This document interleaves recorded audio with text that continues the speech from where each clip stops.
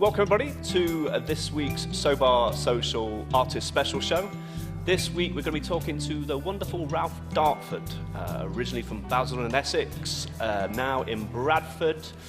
Writer, performer, author, all-round creative powerhouse. So without further ado, let's take it away and speak to Ralph. Lovely to be here. I love talking about anything, and especially in kind of recovery settings. So let's have some fun. Cool. Well, this is exactly what we're doing here at the Sobar Social Shows, really focusing on the recovery community, but also the creative recovery community, you know, and some of the kind of beautiful works, the beautiful people, the phoenix, you know, that rise from the ashes in all these situations and all the individuals. And really the link to all the work we're doing here now and the conversation is all about creativity, you know, and obviously we're massive fans of your work this end. And your work seems to reflect, you know, your life in no pulled punches, no, you know, brushing over things, no kind of softening the blow for anybody else. When did you decide to write professionally and really, you know, communicate your life, essentially? Writing professionally, I'd say around about 7 years ago. Oh, okay. I've always written, and I did a degree in it at Birkbeck College in London while I was working at the university, because they encouraged people to take courses. Like I did a course in poetry, and I kind of took it seriously. I had a couple of things published in magazines, but you know, bad things got in the way. And then I worked in the entertainment business all my life, a little bit like you, Jason. I worked in music and theatre and comedy, etc. Okay. The good and the bad of that. But then I got a job working for the Arts Council of England, and because of that, I started to see the rise in spoken word, people really having a go at writing and performing. And I kind of went back to it and took it seriously. Did a few gigs, managed to get a few paid gigs, then formed a troupe called A Firm of Poets, with some like-minded people, kind of politically motivated, who love performing, and we were very, very successful in a sense. We kind of toured, we played all the big festivals. Sadly, we're no longer anymore. We've all gone on to do separate things, all gone to do some really, really good things. So that's when I took it really seriously, and I published a small pamphlet of poems called Cigarettes, Beer and Love, which was kind of an art book. It's not available now. But that went well, and then I got very ill through this thing called addiction, and then I decided, what did I need to do? So I don't know about other people in recovery, you know, 12 steps or other ways of recovering. But I was encouraged to kind of write about my own life, and the only way I could write about it was in a kind of poetic form. That's a little bit what I was trained to do, and I wrote it. I started performing that, and that turned into a show. And I got a bit of funding to do that. I went on tour. Hello, my name's Ralph, and I'm a thieving, lying, betraying, conniving, filthy little drug addict. I'll take my own heart, rip it apart, won't care that without it I'll be reduced to the shards and the shit of a man that you should not touch or love.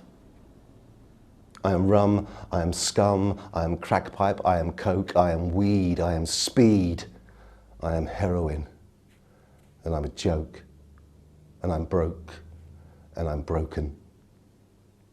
Don't dance with me, don't glance at me, don't walk with me, don't talk to me, because, babe, I will bring you down too. You can vanish me, embarrass me, objectify me, embellish me. You can kick me in the head where once you used to cherish me. I am charmer, I am faker, I am best friends with the undertaker. He was my father, I was his son, he loaded the barrel and I took the gun, perhaps. Just to think, all I wanted to be was a bloke, but I'm broke. And I'm broken, and I've turned into a dirty, lying, filthy, conniving, vile little drug addict. And I need your help. Help me, please. I'm trying to turn a tragedy into a victory. And I'm scared. Then I decided to go and do a master's degree in creative writing. As you do. I do. With that massive workload. The publisher liked what I was writing, our publisher, and they published it, and it's done. In terms of poetry, it's done very well. Poetry doesn't. No. Sorry, poets out there, we don't sell many books. It doesn't stop us writing it. No, very true, very true. When you do it well. Yeah, and so it has done quite well actually. And I went on to do I've gone on to do a master's degree, which I've just completed. I've just handed in my final piece of work. Oh wow! Congratulations. And through that, I've got a second book coming out, and I'm thinking of being really posh and doing a PhD in poetry and the class system. Wow. Oh, yeah. I've actually shut the laptop now. I feel completely out of the water with your qualified life skills, life experience. And it sounds like there's quite a few catalysts for your writing, kind of external and internal. Do you know what I mean? Yeah, I mean, I had to. There is a kind of writing mantra about people who write, or people who teach creative writing. Write what you know about. Oh, okay. Yeah, and I believe that for a long time, because I wrote about addiction, and I wrote about growing up, and I wrote about dyslexia. I suffer from dyslexia. Mr. Sampson, it's one of my favourite ones. Yeah, thank you very much. Nowhere near as severe as I used to, but it'll always be there. When I had to go to university, they well, do you have any kind of issues or disabilities? I said, I've got dyslexia. It's never been really formally diagnosed. And they said, well, we'll get it diagnosed. The guy who diagnosed me was an incredibly pleasant man. He said, you're the most dyslexic man I've ever met in my time. Okay. I couldn't write in a straight line. I couldn't walk in a straight line. I suffer from dyspraxia as well. But it was good to get, I write about the things that have kind of been against me, but I also changed my mind a little bit now about writing. Sometimes you need to write what you don't know about, to explore, to write the new, actually. Well, the creative process there, isn't it? Yeah. I have an issue about people being writers, I don't want to get too heavy, being pigeonholed into where they are from, whether that's class or fiction. Yeah, there's more to, we're more than the sum of our parts. I had this English teacher. He wasn't very handsome. He didn't have any hair. His name was Mr. Sampson. He drove a red Cortina. He called it Mr. Bevin. He said, I am a socialist and I'll never go to heaven. He taught me how to read. He taught me how to write. He said, Ralphie, you're dyslexic, son. Don't ever try to spell it. He said, lads, we've got to laugh through life. Don't let the buggers grind you down. He said the greatest evidence of this was following Huddersfield Town. He showed us how to roll a fag. He showed us how to place a bet. He said the NHS was our greatest achievement, whatever the cost, whatever the debt.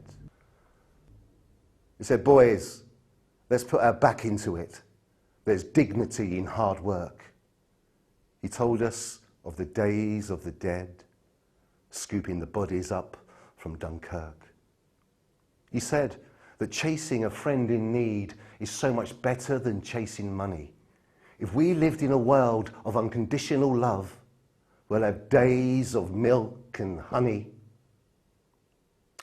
When it came time to leave that school, he gave me this book called Animal Farm. He said, listen, Ralphie, I'm dyslexic too. It never did me any harm. And now I'm 54 years old. I try and practice what he taught. I am a man of principles. Never bartered, never bought. You see, I had this English teacher. He wasn't very handsome. He was the strongest man I've ever met. Thank God for Mr. Sampson. Yeah, and there's also that, the creative process transcends. Surely that's, writing the new, so to speak, that's going to transcend all those, backgrounds, predispositions, challenges. Because surely that's to elevate you and your creative process is why you're at the game. I had to write about my addiction and my recovery and where that came from, and now writing about where that leads to, I suppose, because at the stage of my life, that's all I could do. Yeah, well, you know, like you say, you write what you know, but that sounds with you. That's because some artists will sit in that for the rest of their kind of creative career, and they'll kind of keep kind of cannibalizing, for want of a better term, those kind of situations. Now, personally, like you say, it seems to me that your work is a process, and you're feeling as you go, to develop as you go. Yeah, it's kind of, it is reactionary to myself. Yeah, I react to the things that are going on. I suppose all artists do. But as I go further into kind of that a bigger recovery, or a recovery that is not it's not pigeonholing that kind of like, God, we've got to get clean, we've got to get moving on to something else. Other things are explored. It might sound a bit, I don't know, complicated, but once you go through a certain stage of creativity and recovery, you free yourself to explore other things. And do you think that's what some of your previous work may have done for you? Because it's a really interesting way of viewing it, that you're releasing the shackles by writing, performing, and almost like dropping them off at one point while you develop through to another. Yes. Okay, so that's a bit of a long-winded question. But there'll always be an element of, it has to be, you know, I've gone through, like many of us have, and many of us will hopefully go through a kind of, a spiritual process of self-discovery. And what, it's not a shackle, it's something that is enhances you, I'd say. Yeah, but also I do feel that, you know, there's part of our discussions on the Sobar social shows is kind of exploring the links people make, how they've come to a certain point. Because your work, you know, your previous work, there was some kind of really traumatic events you discuss in there, you know, including your dependency on substances. Do you think, or do you see a link between trauma and addiction and creativity? That's treble diagnosis. Yep. Let's start with the first part then.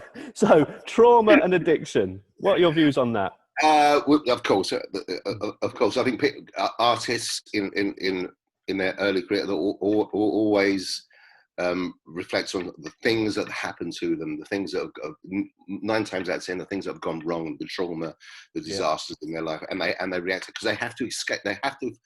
We have to find a way of exploring that, or working our way out of the maze. And the way to do it one of the ways is to be creative. I teach a lot of creative writing in rehabs and prisons and halfway houses, and go back to what you know, writing. Everyone wants to write about these things, or and initially they want to write about freedom, getting away from that. This is what it was. So definitely there's a link between trauma, and even in every art form, I think, you know, except Coldplay. In every art form. Don't mention them round here, please. I don't know if it's still fashionable to hate Coldplay, but I'm very fashionable if that's the case, or unfashionable. But yeah, never again, Ralph, or this interview will stop.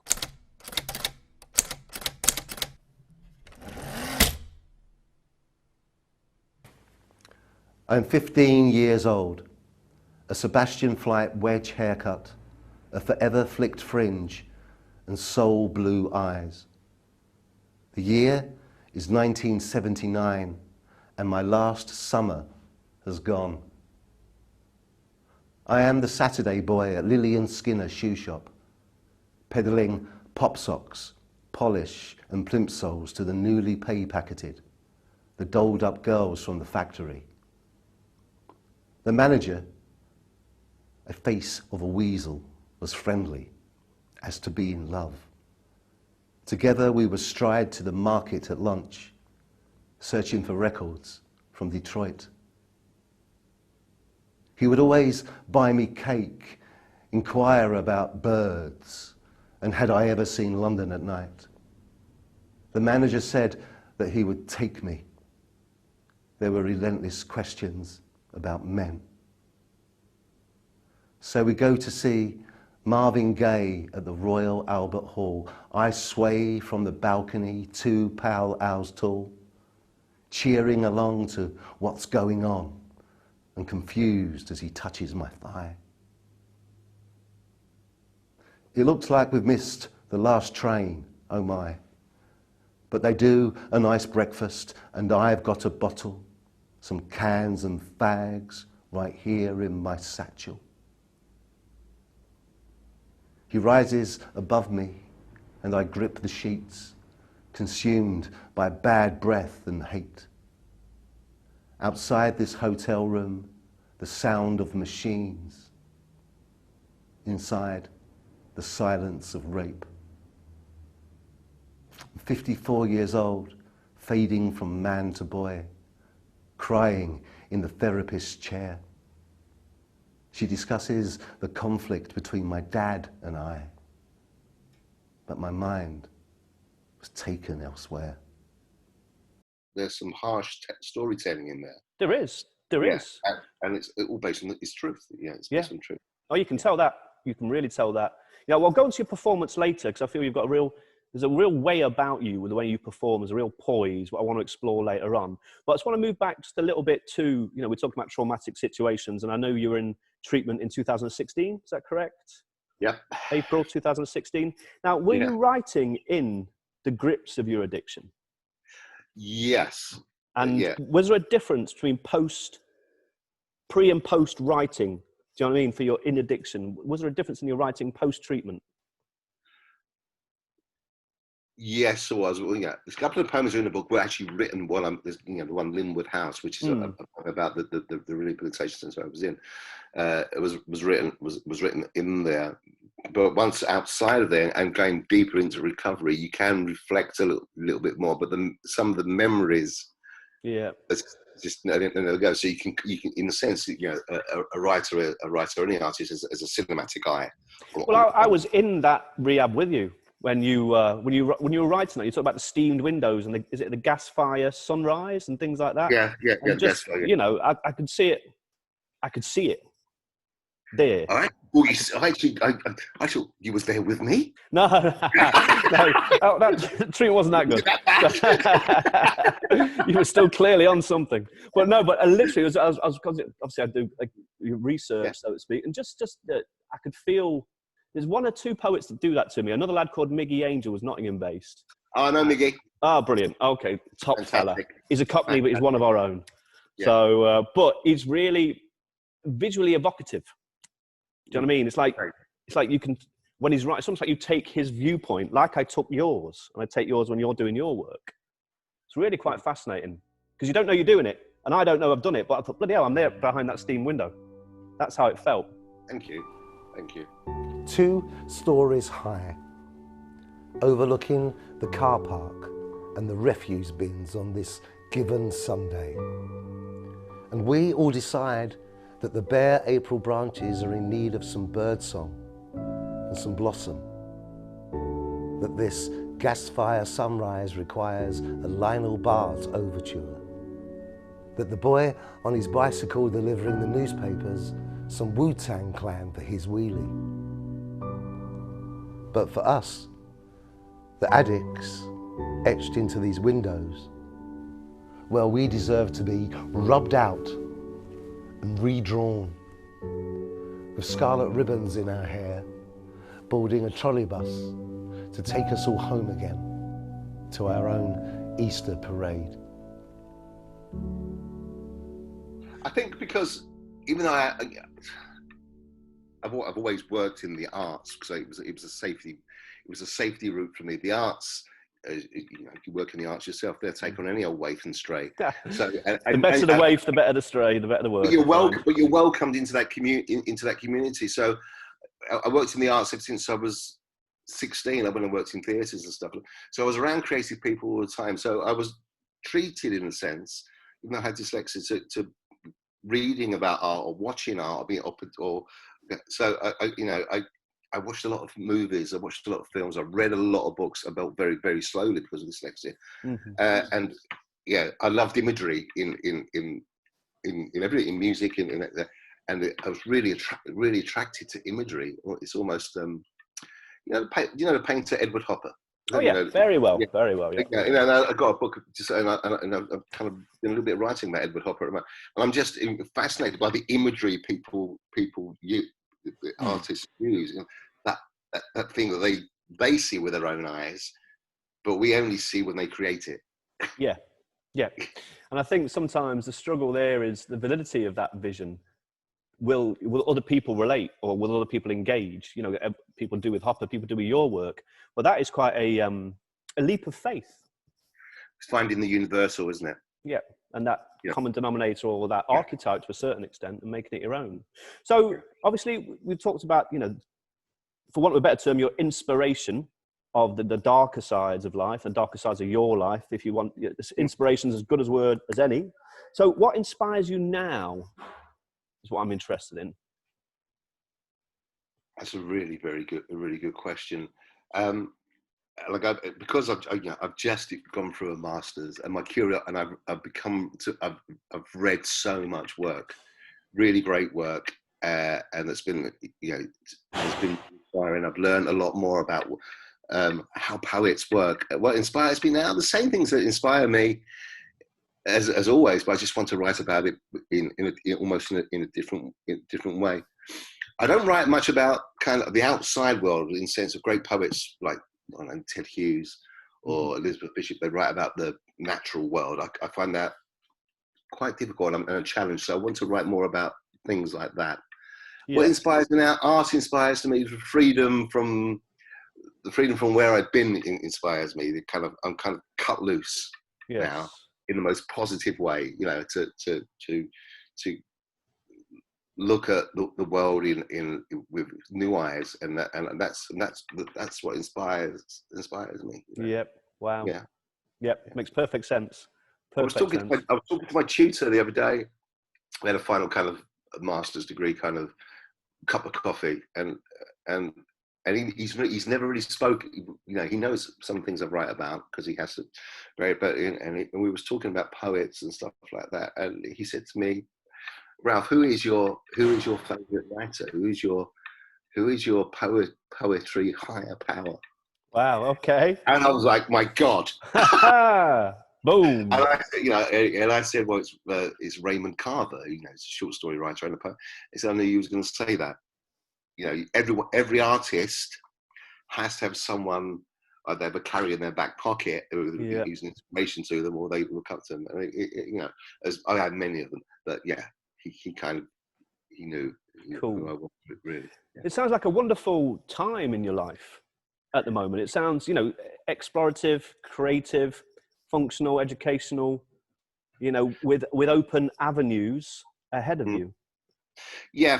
From where I've been, coming from Essex, to living up here in Bradford in West Yorkshire with a lovely partner and her daughter who's training to be a vicar, which is amazing. She goes to Cambridge. She goes to Ridley College in Cambridge in a few weeks' time, which is amazing. I'm not a Christian, but I'm quite spiritual. But I'm in a very, very healthy place with the people around me. My partner's a teacher. Her daughter's amazingly kind of spiritual and kind of looks at the world in a different way. So it's God. In a sense, I've lucked out really. In a sense, good. Yeah, and I've managed to, when as many of us will say, when you go through this crisis that we've gone through and you lose many people, friends, they just, I've been lucky to have people come. Some people gravitate back to me, who are creative people and are encouraging me and helping me move forward. Yeah. It does seem, when people start making inroads to a kind of positive life, especially creatively, especially kind of through substance use and abstinence, good things seem to occur as they go. And I don't mess with it. I just know it happens. I don't try to examine it. But it sounds exactly the same for you. Do you see that as? Yes, absolutely. Okay. And you're right, not to examine it too much, because then you go down you can go down all sorts of rabbit holes. Yeah.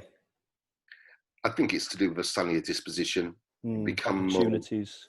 You become kinder yourself, and that's hopefully, and that's reflected. And you listen more to other people. Mm-hmm. No, I think you listen and you accept other viewpoints where you wouldn't necessarily have done before, because when you're in a mess, you kind of tunnel vision, looking for one. Self-involved, Yeah, yeah, circling around. Yeah. And obviously, like you say, being open and being present in the moment, substance-free, means you're aware of the opportunities that you might not have been previously. absolutely, yeah. I was terrible in my kind of when I worked in showbiz.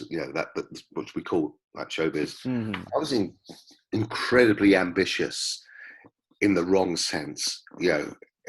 I would crawl over people to get to the top, or to be at that certain place, or to meet that person, or to be in a scenario that would be a benefit of me. Sometimes And that's the now, environmental situation, isn't it, as well? Sometimes you're kind of told that's the way you operate. Do you know what I mean? That's the way to operate. absolutely. Oh yeah, there was a culture there that made you operate. And since being in recovery and getting well, it's not important at all. You just want to do well for yourself and other people. Yeah. Now, that wellness kind of comes across in your live performance, because there's a certain poise I found, whether you agree with me or not. You know the internal monologue, I see the external, but there's a certain poise and kind of almost like gentle delivery you've got. Is that deliberate, and do you prepare for it? It's just something like the cadence of your words and the way you stand and your stagecraft, for want of a better term. Is that something you prepare for? And if so, how? Because I know a million poets watching this now will be dying to snap your hand off for a small modicum of that poise. Okay. I've been around the artists all my time. I've watched a lot of really, really fantastic performers, a lot of really great stand-up comedians, Okay. and a lot of really, really great poets. And I kind of stagecraft definitely. Yeah, the thing I really try and do in any poets out there who are performing, the biggest trick, the best thing you can do is to stay still. Aha. That stillness will make people watch you. Yep. It's easy to wave your arms around and pace up and down the stage, and that's a different kind of skill to do that really, really well. But the best is to stand still and let the audience gravitate to you. To recover. In hindsight, he should have known his day's throne would not settle so far, or that there were no truths to be found in red-winged boots or Woody's jangled guitar. His ascent to razored mountains, digging a borrowed, reckless scene, the boys shouting, "Go, go, go, baby." Then swallowing bottled beatitude, the West Coast Bayshore hymnals, a summertime of young America.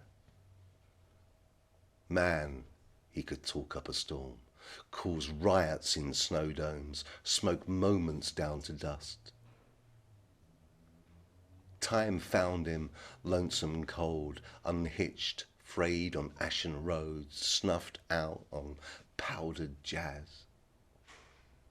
But tonight, here in England's north, he has tea, sweetened rain, the riddle of Oxford commas, and this recovery. It works.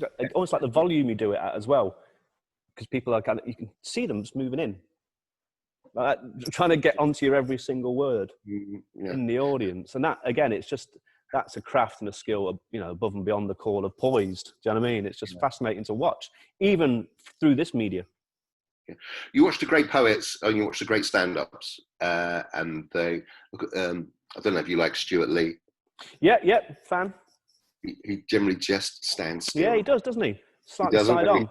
Side on, a little gesture, and he lets the words work for him. Poets, let your works work for you. You've written this work. Yeah, be proud of it. Just let the work slowly let it unravel itself. Brilliant. Of course, you get the other poets who are ranters and ravers, and they will go, but their delivery is machine gun as well. But they deliver it with such choreography and dexterity. You listen, but suppose what I'm trying to say is really think about the words. Every single word is important. Cool. Beautiful. Why use two words when one will do? Very, very true. Said the poet. Said the poet. Right. Again, another thing about poets, one thing I find, you know, their performance, their cadence, their words, but they love a collective. Poets seem to, like, you know, birds of a feather, kind of, boing. Yeah, you know, there's quite a few collectives in Nottingham. Like I said, every single poet I know is in a collective. Mm-hmm.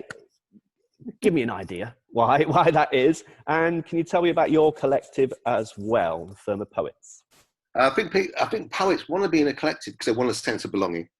Mm-hmm. So if you've got you've got a truth. You can work and perform together and write together, and you feel it's good to be in a gang. You know, yes, it's really Spiders from Mars, Duran Duran, Adam and the Ants.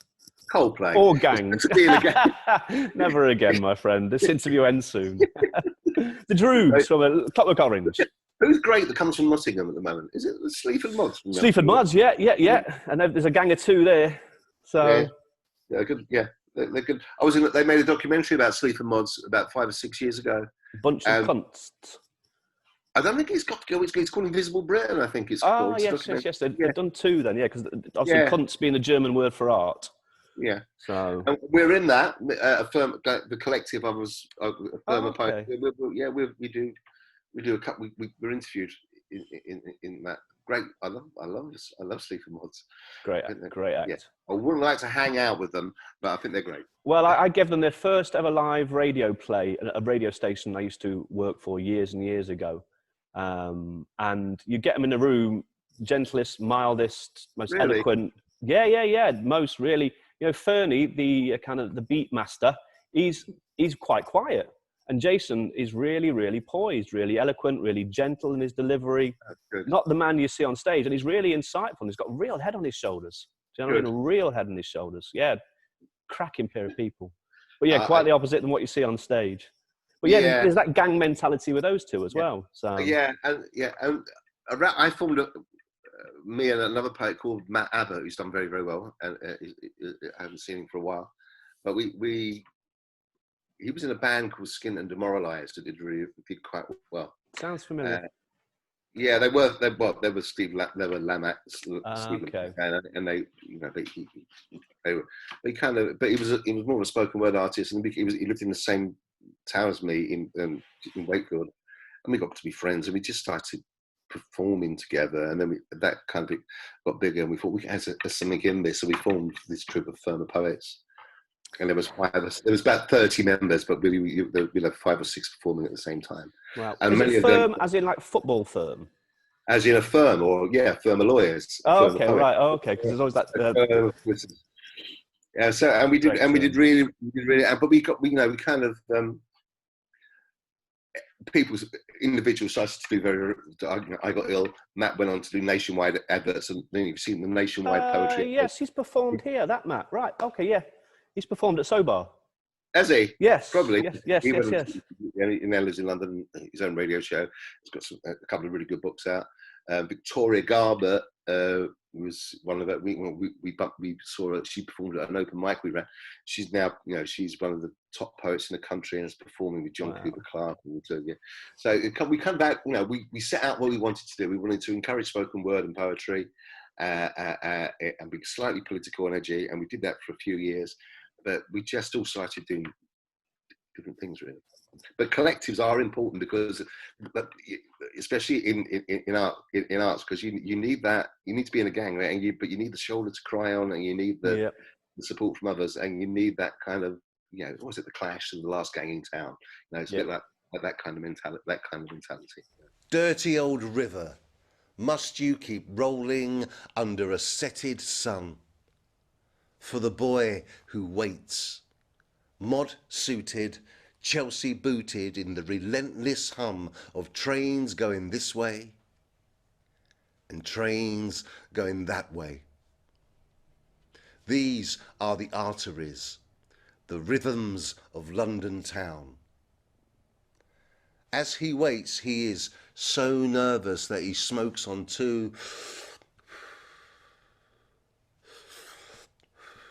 strand cigarettes. He sucks on a Trebor mint and he considers his tie. And then considers his tie again. When she finally appears on the station steps, she is French cropped, Mary Quant propped, courageous but shy. Her first step is in monochrome, her second sepia, the third technicolor, the fourth a kissed embrace that makes the face of Big Ben blush to a bow. The jealous shopgirls of Waterloo run to their cul-de-sacs in Kennington where they weep into their petticoats and then swoon. This is a summer's night in 1966. Tomorrow afternoon, England will lift the World Cup and Harold Wilson will light his pipe and smile. But here, now, in this little pub over pints of Watney's Pale Ale and little glasses of snowballs, Terry and Julie look into each other's eyes for the first time. And they might forever. We'll see.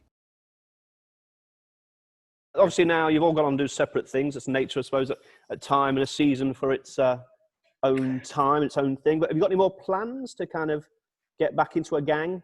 Or I do. I still what I've been doing I've been doing lots of bookshops, but recently since before COVID, I started kind of so got a book out. So, but I always tend to work in double bills with someone.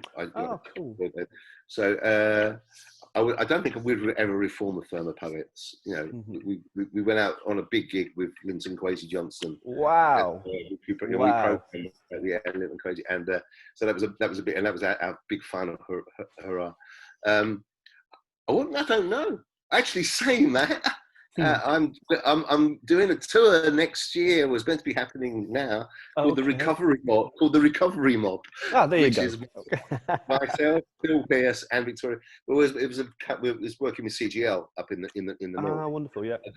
Doing writing workshops and performing. But it was it's not a collective. It was kind of an educational thing. Yeah. And we was going to come down, do some stuff in Coventry as well. Maybe later. Yeah. CGL. Cool. Well, it's still that, obviously the bedding in the recovery community, there's still such a vibrant field, the recovery community, especially on the creative end of things, because everybody, addiction doesn't care if you're tall, short, fat, white, old, young, rich, etc., etc. So therefore the diversity of people who move through recovery circles, and therefore, for the lucky ones to be more involved in creative circles, that diversity is amazing and massive. Yeah, huge. And long may that continue. I think just talk about how that kind of operates in the sense of art in recovery. I think the powers that be, government and government agencies, have just started to latch. Of course, in places like Portugal, where it's things are huge, but I think we're just lashing onto it here. I think organisations such as the Arts Council England have just realised, there's a lot of good to be done in art and health, and art and addiction recovery, and the kind of, that slowly you're seeing there's bits of money going to the places where that needs to happen. Well, I work in the funding industry as well, when I'm not trying to, I write funding applications for artists and arts organisations. The joy of funding applications. But I know exactly what you mean, because the local, like BBC Radio, my colleague Rich has been sending some of our work, or the work that we've kind of facilitated, the poets, to BBC Radio, and they're snapping our hand off. Yeah. It's a real kind of time of reckoning about what amazing talent, amazing characters, amazing human strength in the recovery community, as well as the creative recovery community. Yeah, absolutely. So it's only going to get more interesting. Yeah. And everyone in recovery, everyone's got a story to tell, they say. But, our stories are pretty interesting and tough. Yeah. And enlightening, and hopefully at the end wonderful, And what an avenue for understanding so all the parents out there, or the siblings, or the friends, or the wives, or the husbands, to be able to be communicated to in non-patronizing, interesting, creative way, not finger wagging, but to be able to learn a story and identify with an individual because they've identified with their loved one, and what help that gives them. Yeah. To climatize. Spoken word storytelling, performance in comedy in recovery. I've seen a few people in comedy. It really does tell the story to the people who may have feeling, may have had previous feelings that this is what do I want to hear about addiction? We don't understand it, but it can break that fourth wall of understanding. Other people understanding what happens or what happened. And the internal landscape of an individual. Right. Yeah. Because obviously, because a lot of people associated with recovery, or pre-recovery, is very much. Sorry about that. It's got an alarm going off. So they're used to the anger, they're used to the rage, they're used to the upset, they're used to the heartbreak. So to have the breath of, creativity and the breath of fresh air from that is just, amazing for individuals. Yeah, it is. And I've noticed, I don't want to talk too much about my own work, but I've noticed that with the book, and I've gone out and done readings, and people have said, I didn't know it was like that, or I knew someone who got into addiction and I kind of pushed them away, and I feel slightly different. Yeah, exactly. And I don't know what the end of those stories are, but to make people think, Yeah, and it's starting a story, isn't it? It's starting a narrative in their head that the person I loved or still love is not gone. There is a process here, and it can be a beautiful creative process. And it's the dusk of the Firefly, just after a steaming Dixie storm in the once upon a time in America town called Crystal City, South Texas. And this is where we catch Lulu, a late 40s strawberry blonde with a red ribbon in her hair, smoking green homegrown in between applying lashings of scarlet lipstick whilst parked in a luminous pink beaten up Coupe de Ville of dubious ownership papers, where she's parked outside a neon buzzed cantina named Billy's Super Rib that has an outstanding hygiene record and proudly never closes. And it's where she's worked now for 7 years as a waitress, serving beef and bean burritos to the soundtrack of tinny mariachi radio that annoyingly never ends. She hasn't much to declare as Lulu. Just the dust, the theremin wind, the boys that came and went on motorcycles, methadone and mediocrity. That hasn't much is too much. So Lulu, she takes that final drag. She flicks the roach out of the window, pedals the wreck into reverse and slams on that old Joni Mitchell tape that plays all the way to Newfoundland under a twinkling pinprick road map night. Oh starlight, oh snowplow, and Richard, oh Canada. Did say that you had a tour planned, obviously not this year, and you've also got the book out. So tell me about the tour, tell me about the book, and tell us how we can get hold of you for the uninitiated. Yeah, okay. The tour, Recovery Songs was a show and is a show, which is also the book. I kind of do those shows now specifically around rehabs and sober scenarios, but I'll always kind of do that show. I feel duty bound to keep performing some of those poems. I think that's the book's called Recovery Songs. It's there. It's available at most places, most Waterstones, Amazon, yeah, or directly from me. If someone wants to find me on Facebook and write to me, I'll organise that for you. But touring, I've got a new book coming out next year, and it's 2 titles to it. We haven't chosen which one it is yet. It's either Hidden Music, okay, or it's called Serotonin Songs. And that's great names. Good luck with that one.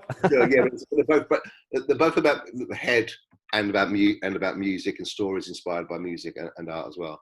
And that features trumpet playing by me. Oh wow! Yeah, another arrow to your quiver. I've got to learn it. Okay.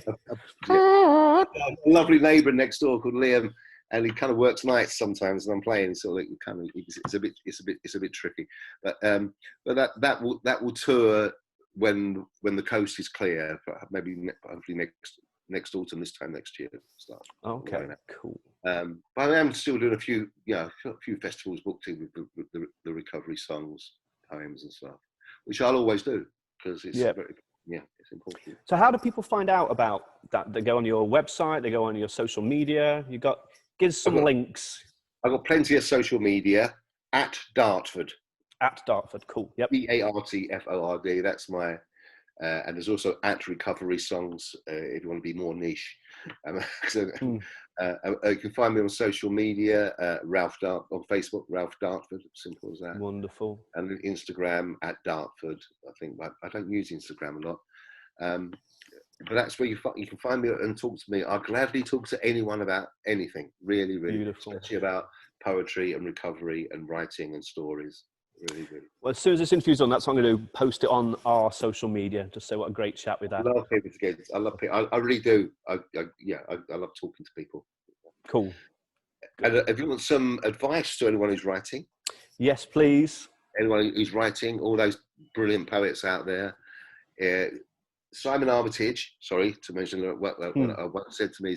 He said, if you want to write, read. Right. Yeah. Find your heroes, your poetry hero, your writing heroes, and steal from them. Not wrong with it. A good plagiarism, I find, or influence. Influence. Steal from them, and then make it your own. Yeah. But reading's so important, and just keep writing. Right. If you think your writing's not good, keep writing. You will find the good in it, and other people will find the good in it. They will find things in it that you don't know are good in it. And I think that's a lot of people in kind of recovery circles as well, or moving into this kind of field. They don't think that their self-worth is not the best, and sometimes that kind of how worthy they feel of communicating that and thinking that people won't give two hoots about it.